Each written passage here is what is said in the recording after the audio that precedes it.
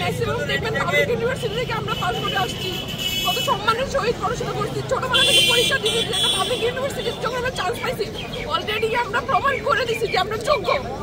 তারপরে আবার আমরা যে এই 11টা ধাপ পার করে চাকরি পাইছি, এরপরেও তারা কিভাবে মানে আমাদের এরকম সামান্য ইস্যুতে আমাদের রিজিকটা কেটে নিল, কিভাবে পারে এটা? বারবার আমরা বলতেছি স্বরাষ্ট্র উপদেষ্টা, আমাদের যে প্রধান উপদেষ্টা, সবার দৃষ্টি আকর্ষণ করছি, আমরা বলছি যে আমাদের বিষয়টা দেখেন, আমরা তো কোনো মাঠের নামই নাই, আমরা তো দেশের সেবা করার জন্য এসছি, আমাদের বিষয়টা দেখেন, কেউ দেখে না আমাদের বিষয়টা।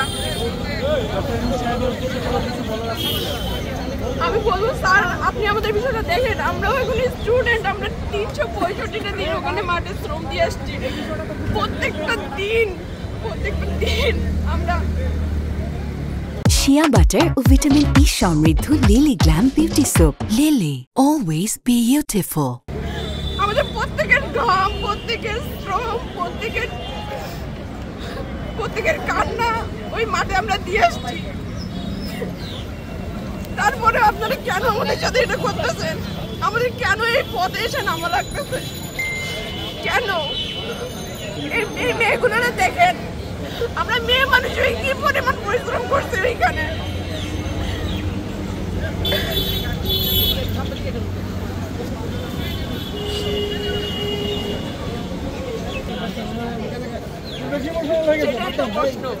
সেটাই তো প্রশ্ন।